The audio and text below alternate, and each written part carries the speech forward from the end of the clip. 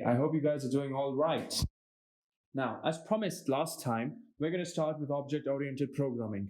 Inside Unity, of course, but I'm not going to show you in this particular video the ins and outs of Unity. Instead, we're just going to focus on the programming part. Okay, so I've gone ahead and set up a very simple scene over here, but of course, we're not going to discuss that.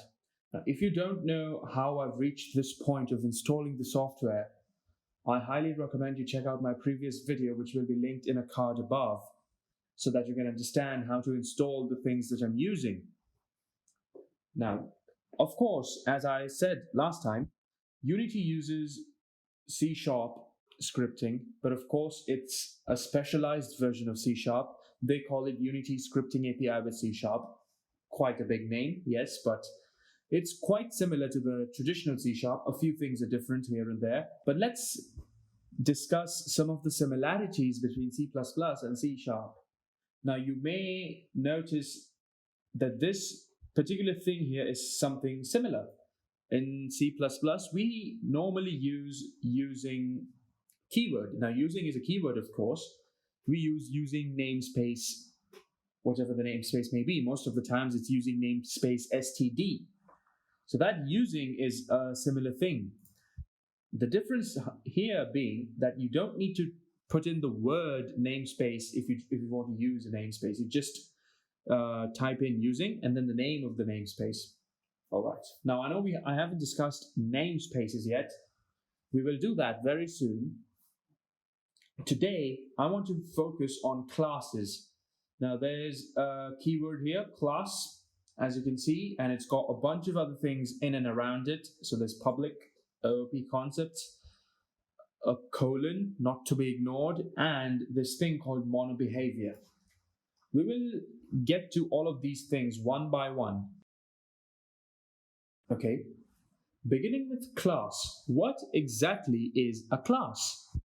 Now, if you've gone to school, and I assume you have, if you're watching this video, you know what a class is. It's a combination of different students of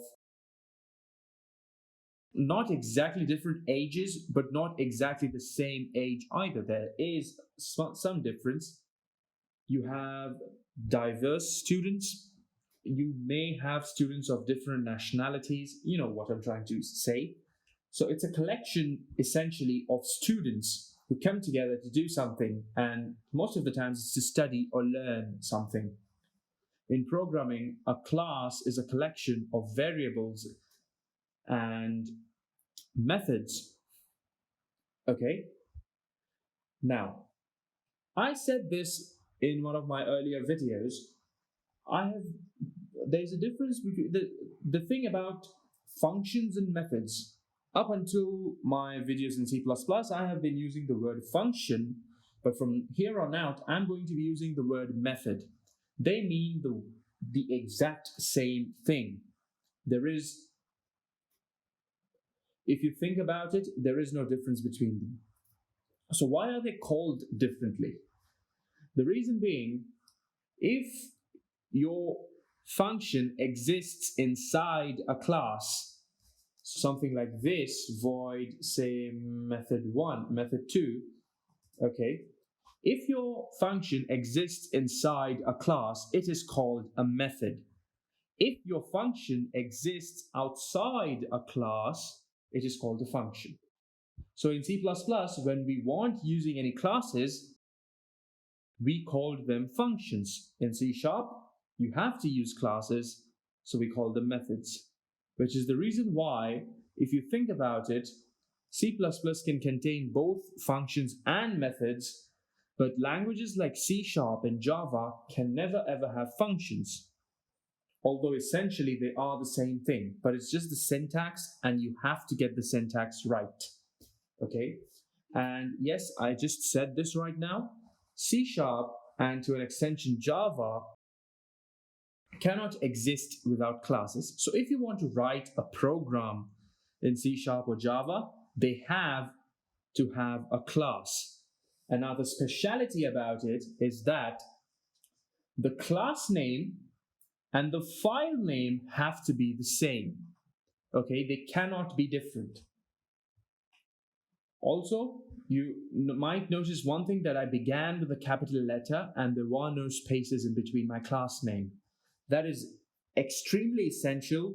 Whenever you're naming your class or your file, you cannot have spaces in between, okay? So there's that. I hope you understand what classes are. A class is a collection of variables and methods put together to achieve some functionality in your code. You may have a class dedicated to your main character. You may have a class dedicated to, say, the weather effects in your scene. Or you may have a class dedicated to, say, the animations of your enemies and a whole bunch of other things. It completely depends upon you, the developer/programmer, what you want to achieve with your class. So you combine your little group of methods and variables to achieve that said functionality. Okay, so let's use one of the examples that I gave earlier. If you have a class entirely dedicated for your main character of your game, you may have a few variables in there, maybe say the speed at which the character is moving. Yes, maybe the speed at which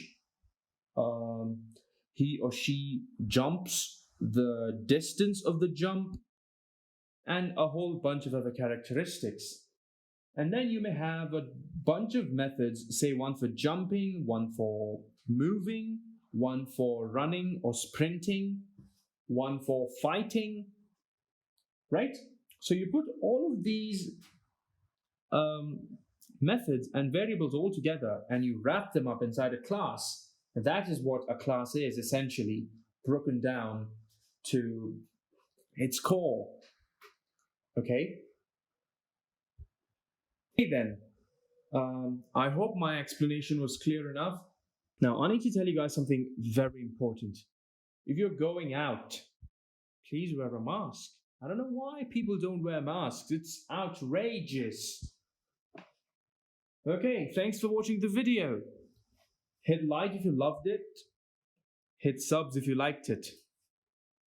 And check out my Instagram page. I recently did an IGTV video over there talking about the next gen consoles which are coming out.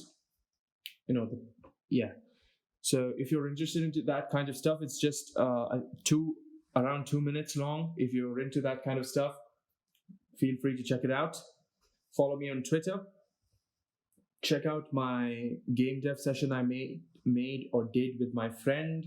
We talked about game development and the games industry. I'll have it all linked here in the description and the cards above. I hope you enjoyed the video. See you guys next time. Thank you very much.